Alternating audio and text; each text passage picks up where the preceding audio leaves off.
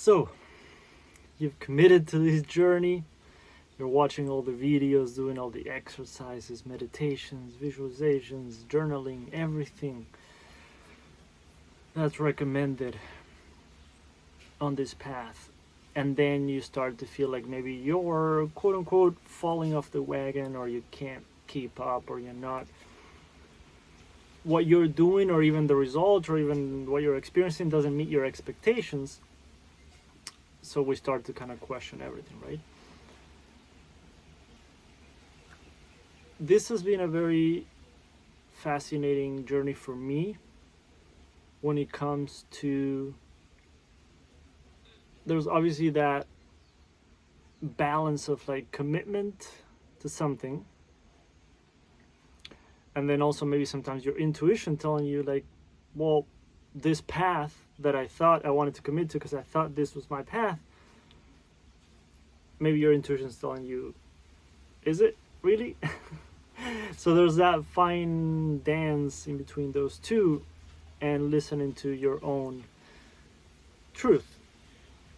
So even the exploration and commitment has always been a fascinating one for me. What I learned in a modality that I've been studying for a while now called theta healing, we work a lot with the subconscious mind and subconscious beliefs, and we're able to identify and shift subconscious beliefs. And I learned that sometimes we do feel a lot of resistance and all kinds of emotions, because when the subconscious knows that we're going to go through a big shift, there's obviously resistance from that part. And I experienced this on my last, the latest seminar that I did. It was on day 2 or day 3, I think.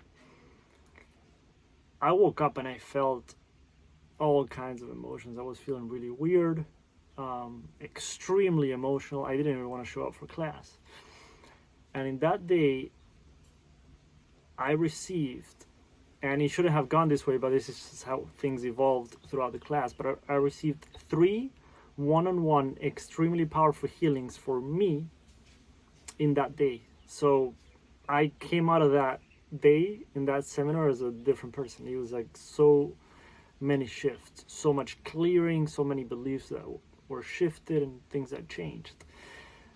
So I could see, obviously there could be so many things going on, there's so many layers to this, but I could see how maybe there was a part of me that could tell there was a lot of big shifts coming.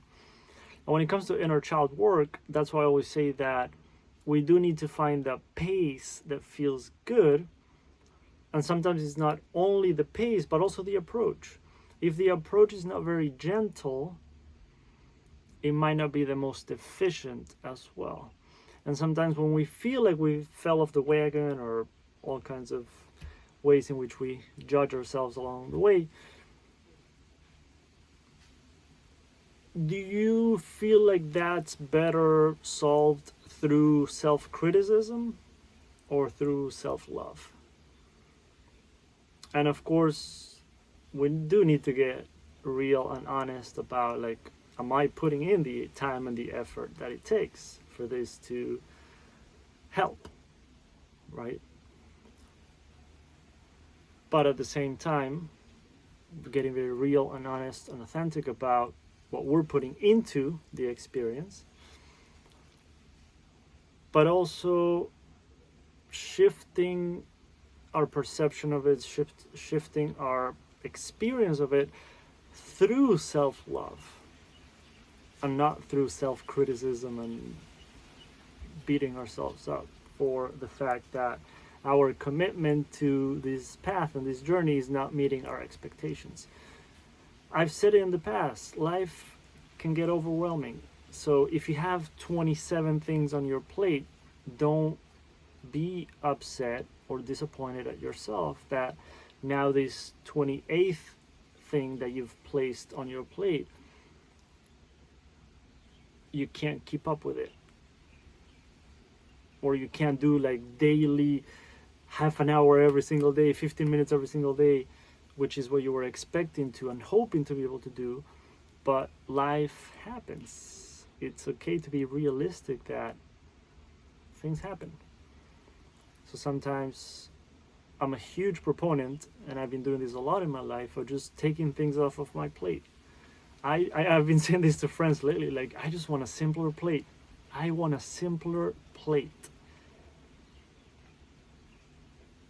So anything that I notice is like stressing me out, overwhelming me, I just start to see if there's a possibility in which ways I can make it simpler, easier, and bring more balance or harmony to my life. So when we're feeling like we're falling off the wagon, I just wanted to offer this perspective of like, do you think it'd be more helpful to shift that through self-criticism or shift that through self-love? And I wanted to offer a quote from this book from Matt Kahn. Let me see if that focuses there. Very, very, very powerful book, and I highly recommend it. And this is something that he's been teaching for a while. This is his first book, and this is something he's been teaching for a long time, but I really want you to allow this to sink in, and it might be helpful to even listen to this a few times. When I'm sad, I deserve more love, not less. When I'm angry, I deserve more love, not less. When I'm frustrated, I deserve more love, not less. Whenever I'm hurt, heartbroken, ashamed, or feeling guilty, I deserve more love, not less. Even when I'm embarrassed by my actions, I deserve more love, not less. Equally so, when I'm proud of myself, I deserve more love, not less. No matter how I feel, I deserve more love, not less. Despite what I think, I deserve more love, not less. No matter the past that I've survived, I deserve more love, not less. No matter what remains up ahead, I deserve more love, not less. On my worst day, I deserve more love, not less. Even when life seems cruel and confusing, I deserve more love, not less. When no one is here to give me what I need, I deserve more love, not less. In remembering the greatest way I can serve the world, I deserve more love, not less. No matter what I'm able to accept, whomever I cannot forgive, or whatever I'm unable to love for whatever reason, I deserve more love, not less.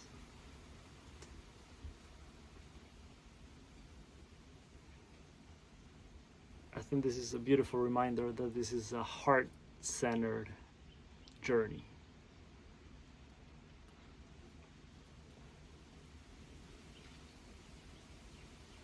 And healing, and true healing and deep healing, doesn't tend to happen through force. That's why I always invite you to be gentle, kind, compassionate with yourself on this journey, and go at the pace that your inner child wants and needs.